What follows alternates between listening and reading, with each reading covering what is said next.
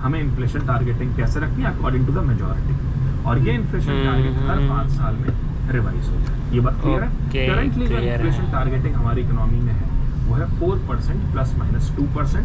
मतलब अगर इन्फ्लेशन 2% से 6% के बीच में है तो हमारी इकोनॉमी के लिए वो इन्फ्लेशन एक बेहतर इन्फ्लेशन है। इसका मतलब ये एक ऐसा इन्फ्लेशन रेट है जिसमें हमारी इकोनॉमी अच्छे से सर्वाइव कर सकती है। Clear to all?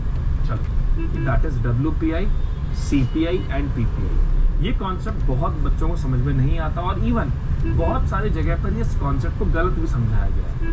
तो आज मैं आपके इस डाउट को दूर कर दूंगा। PPI क्या है, WPI क्या है, CPI क्या है, बहुत डिटेल से इसको डिस्कस करेंगे। देखिए,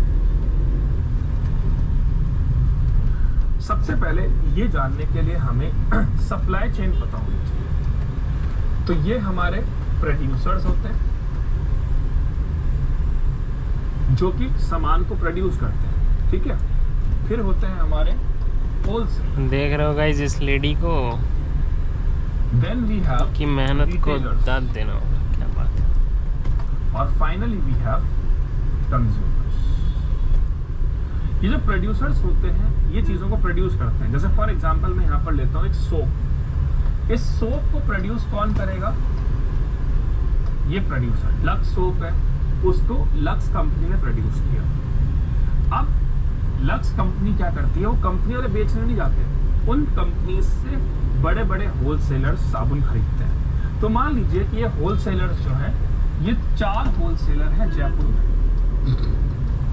जो कि इस कंपनी से साबुन खरीदेंगे। फिर ये जो होलसेलर है, ये हो सकता है कि आपके पूरे जयपुर में 100 रिटेलर हो, इनको ये साबुन बेच देते हैं।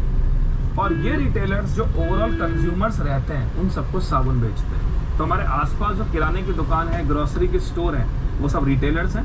होलसेलर्स बड़े होते हैं, 3 जैसे डीमार्ट एक होलसेलर हो सकता है अगर वहां पर वो पर्टिकुलर चीजों को एंगेज करता है। सही है। तो ये होलसेलर, रिटेलर और कंज्यूमर।